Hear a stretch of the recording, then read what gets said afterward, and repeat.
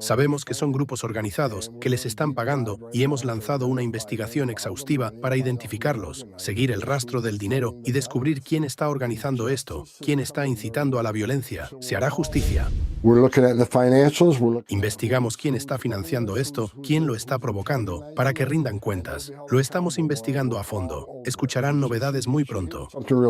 El zar fronterizo de Estados Unidos, Tom Homan, ha lanzado una advertencia que resuena como el eco de una tormenta que se aproxima. Se hará justicia muy pronto. Lo dice mientras en Minneapolis, Minnesota, las calles arden con una violencia que no se veía desde hace décadas. No son palabras vacías, son el preludio de investigaciones federales que prometen revelar quién está detrás del dinero, quién organiza los disturbios violentos y quién paga por el caos que ha convertido las Twin Cities en un campo de batalla urbano.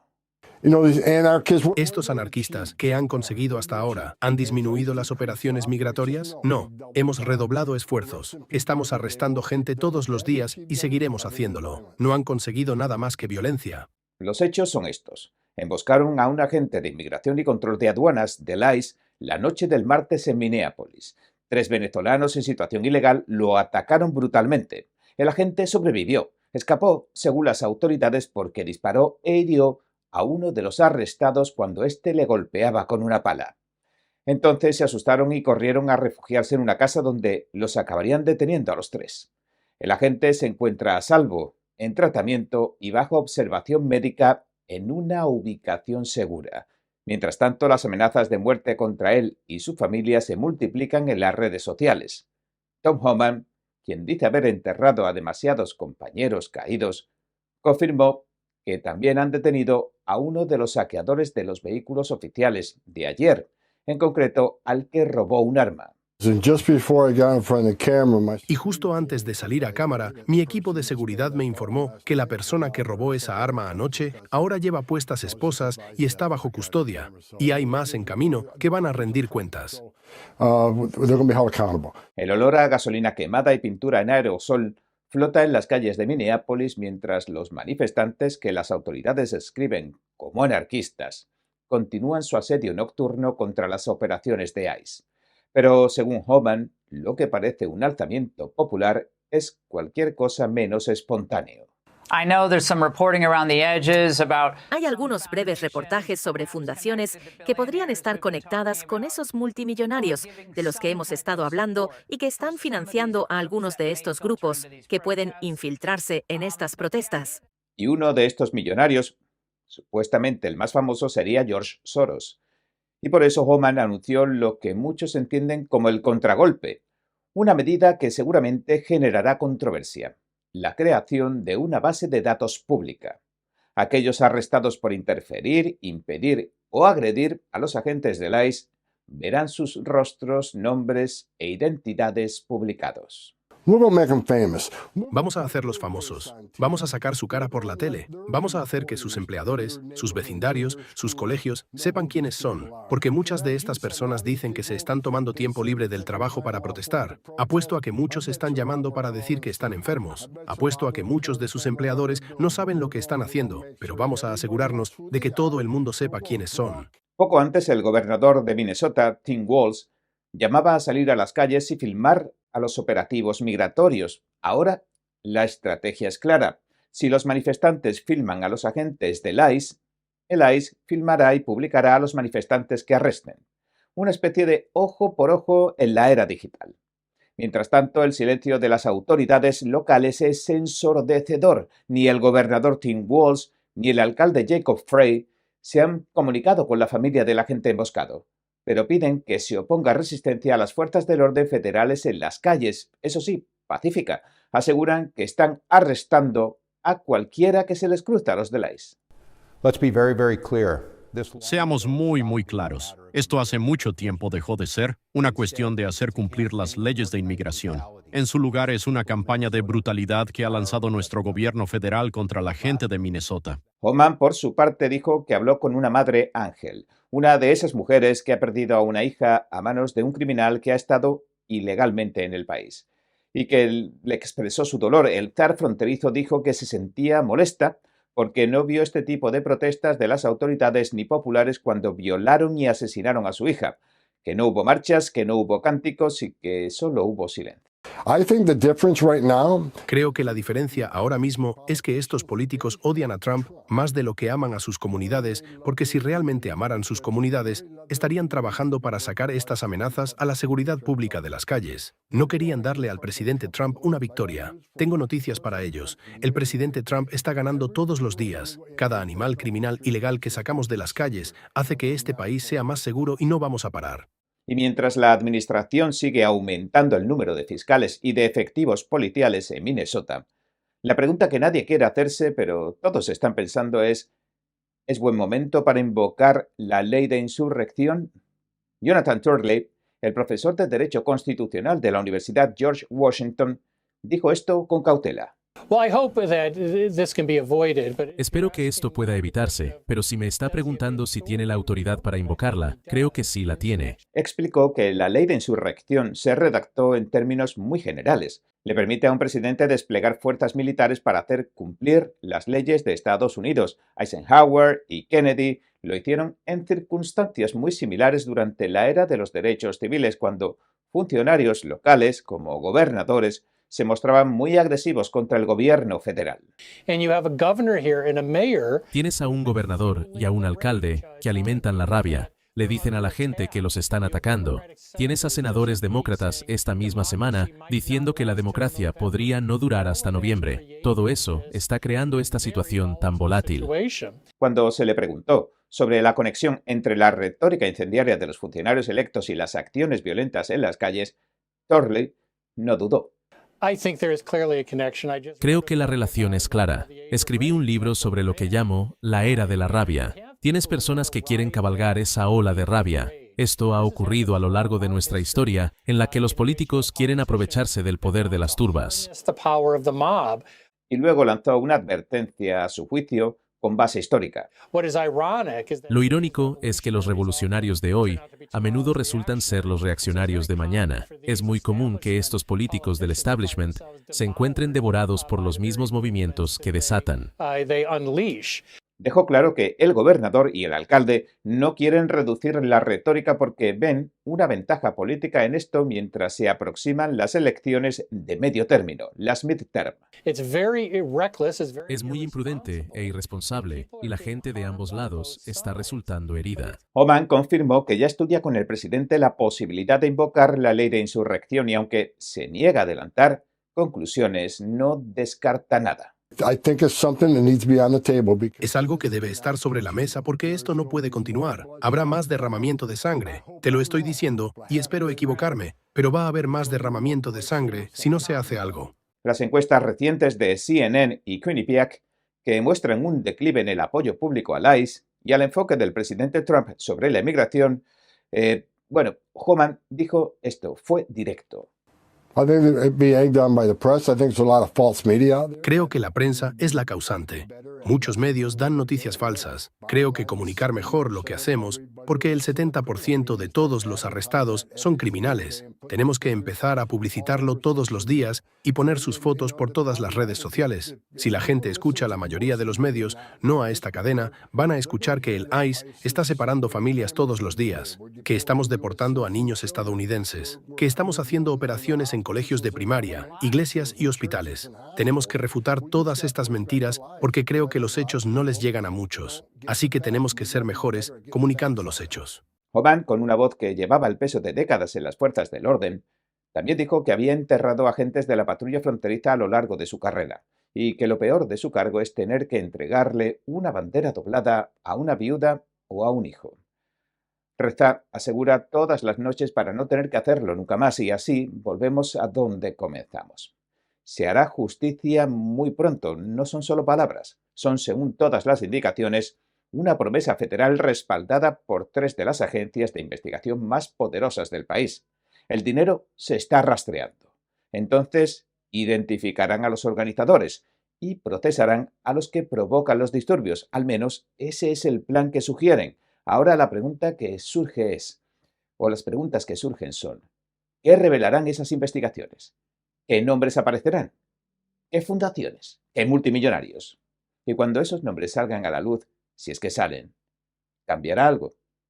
En las calles de Minneapolis el aire huele a caucho quemado y a algo más, a una nación dividiéndose en torno a una pregunta fundamental. ¿Qué significan ley y orden? Un agente del ICE se recupera en una ubicación secreta, amenazado de muerte junto a su familia por hacer su trabajo. Los 3 venezolanos ilegales que le atacaron están detenidos. Investigaciones federales avanzan en silencio, siguiendo el rastro de un dinero que provoca el caos, según las autoridades, y un veterano de las fuerzas del orden, que ha entregado demasiadas banderas dobladas a demasiadas viudas, advierte que habrá más derramamiento de sangre si esto no termina. La historia de Estados Unidos está llena de momentos en los que la rabia de la calle chocó con las autoridades de la nación. A veces esos choques fueron necesarios para corregir injusticias, otras veces fueron simplemente destructivos. La diferencia siempre ha estado en si las causas eran justas y los métodos legítimos. Y esa es la pregunta que los estadounidenses deben hacerse mientras observan arder Minneapolis. Por supuesto que las investigaciones pueden darnos algunas respuestas, pero las demás solo las encontraremos cuando nos miremos honestamente al espejo. The Biden administration, Secretary of Homeland Security, Alejandro Mayorkas, La administración Biden, el secretario de Seguridad Nacional Alejandro Mayorkas, diseñó un plan para trasladar por avión a extranjeros ilegales al país y luego escoltarlos en masa a través de la frontera por millones y darles algo conocido como parole, lo que les otorga un permiso de trabajo, lo que les da un número de seguro social, lo que les da acceso a la cabina de votación. Este fue el plan desde el principio, traerlos aquí ilegalmente para que puedan recibir beneficios gubernamentales gratuitos, quedar enganchados a la asistencia social y poder participar en las elecciones estadounidenses. Esto fue un ataque a la democracia por parte del Partido Demócrata. Es el mismo ataque que vemos, Sean, cuando tienes a California, un estado santuario, que se niega a entregar incluso a extranjeros ilegales criminales y miembros de pandillas a la ICE. Así que estos son extranjeros ilegales en California que han sido arrestados por la policía de California, por las fuerzas del orden de California, por delitos graves, por delitos contra niños, por felonías, por crímenes que amenazan la seguridad pública, y se niegan a entregar a estos extranjeros ilegales criminales a la ICE. En su lugar, los liberan de nuevo en las ciudades para que vuelvan a delinquir una y otra vez. Según cualquier definición, lo que está haciendo California es criminal. Es una violación de nuestras leyes. Es una de las cosas más atroces que he visto en mi vida. En Washington se vive el murmullo habitual de una capital en invierno. Tráfico lento, pasos apresurados y abrigos cerrados hasta el cuello. Pero dentro del Departamento de Estado, una cifra cruza las pantallas y queda registrada sin ceremonia alguna. Más de 100.000. No son documentos, son visas. Visas revocadas.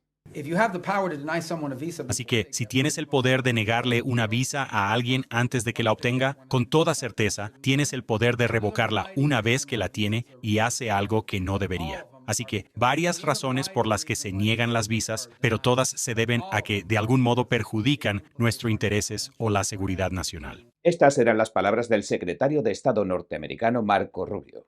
El gobierno de Estados Unidos ha anunciado que ha revocado más de 100.000 visados en las primeras 51 semanas del segundo mandato del presidente Donald Trump, es decir, el año pasado. Hola, gente libre, bienvenidos a En Primera Plana. Y ahora, entremos en materia. Así que básicamente nuestro proceso de visas funciona de la siguiente manera. En algunos casos le negamos las visas a los que han realizado actividades en el extranjero y otras veces son personas con visas que hacen cosas que perjudican nuestros intereses nacionales. Y la ley nos otorga el derecho, yo diría que la obligación de expulsar a personas así de nuestro país. Y vamos a seguir haciéndolo. Quiero decir, es así de simple.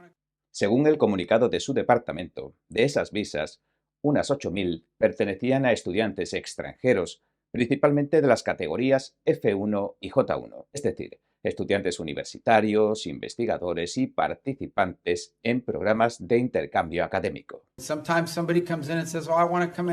Está aquí como estudiante, pero resulta que se involucra en actividades ilícitas, pues lo sacamos del país. Tal vez esté aquí como investigador. Tal vez esté aquí como. No quiero decir periodista porque se van a molestar, pero podría ser cualquier cosa. Estas personas están de visita. Una visa es para visitantes, no es un derecho.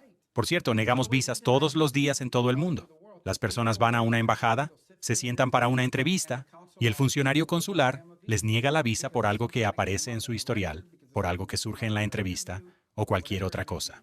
Otras 2.500 de las visas revocadas pertenecían a lo que el departamento describió como visas de especialistas. Se las revocaron por haber tenido encuentros con las fuerzas del orden estadounidenses, por actividades criminales. Según el Departamento de Estado, estas revocaciones se basan en casos de delitos graves como conducción bajo los efectos del alcohol, asalto, robo, abuso infantil y fraude. También se incluyen violaciones relacionadas con drogas y otras actividades criminales.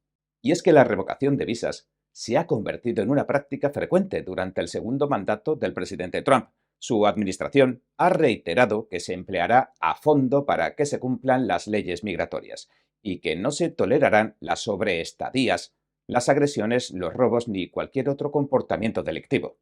En agosto de 2025, la administración Trump ya anunció que estaba revisando a los 55 millones de extranjeros que tienen visas. En paralelo, el gobierno también ha emitido órdenes para suspender la emisión de visas a los viajeros de varios países. A partir del 1 de enero, para ser más concreto de este año de 2026, se suspende total o parcialmente la emisión de visas a ciudadanos de 39 países por razones de seguridad nacional y pública. Entre ellos los de Venezuela, Cuba, Nicaragua o los pasaportes emitidos por la Autoridad Palestina. La política de revocaciones ha generado controversia, particularmente en los casos de los extranjeros que estudian en campus universitarios de Estados Unidos. En concreto, se habla de las revocaciones de las personas que criticaron a Israel o que expresaron su apoyo a Hamás. Todo esto en el contexto del conflicto de Gaza. Varios de estos estudiantes, titulares de visas F1, han visto sus visas revocadas, como decíamos, y posteriormente los arrestó el Servicio de Inmigración y Control de Aduanas, el ICE. Estos episodios han provocado críticas al gobierno federal y manifestaciones también de protesta en distintos puntos del país. Pero, ¿qué dice la ley? Pues la legislación federal le otorga al secretario de Estado la autoridad para revocar una visa, abro cita, en cualquier momento y a discreción, cierro cita. Ni siquiera tendría obligación de dar razón alguna. Es decir, la ley parece bien clara en este sentido. Además, cuando una embajada o consulado deniega una visa en el extranjero, no hay posibilidad de pedir que el caso se revise judicialmente en los tribunales federales. Y es que hay también una doctrina constitucional que se conoce como, traduzco literalmente, no revisabilidad consular. En la práctica, las revocaciones suelen ocurrir cuando a un extranjero se le arresta o comete una infracción estando en Estados Unidos. El Manual de Asuntos Exteriores, que regula la actuación del Departamento de Estado, establece que una visa puede revocarse en casos como arrestos o condenas por conducir bajo los efectos del alcohol. Con una condena así puede revocarse hasta en un plazo de 5 años. Pero todas estas revocaciones afectan exclusivamente a un grupo de personas cuya presencia en el país se considera temporal. No se aplican a los residentes permanentes legales, las Green Cards, ya que estos no poseen visas y cuentan con más protecciones legales contra las expulsiones. La revocación de una visa no significa pérdida automática del estatus legal dentro de Estados Unidos, pero impide el reingreso bajo esa visa, bajo ese estatus, y convierte al individuo en deportable. Además, el gobierno debe presentar cargos oficiales y la persona tiene derecho a una audiencia ante un juez de inmigración antes de cualquier expulsión. En una declaración que nos envió a The Epoch Times, Tommy Pigott, portavoz adjunto principal del Departamento de Estado, señaló que se han revocado visas a miles de extranjeros que habían sido acusados o condenados por delitos como asalto, robo y conducción bajo los efectos del alcohol. Pigott añadió que estas revocaciones representan un incremento del 150% en comparación con el año 2024. 100.000 visas, sellos anulados, decisiones administrativas que no siempre hacen ruido, pero dejan huella. En los aeropuertos, los campos universitarios, las oficinas de inmigración y en las vidas de los afectados, parece reducirse el número de conjeturas, porque las conjeturas hoy han dado paso a las cifras, los procedimientos y las declaraciones oficiales. El resto, las preguntas, las implicaciones, el eco de las revocaciones, todo queda en el aire, porque, como siempre, será el tiempo quien termine de contarnos la historia. Una historia que la administración Trump asegura que está de su lado. Bien, este ha sido nuestro informe de hoy. Si le gustó, por favor, no olvide darle a me gusta, suscribirse y compartirlo. Gracias por ver En Primera Plana.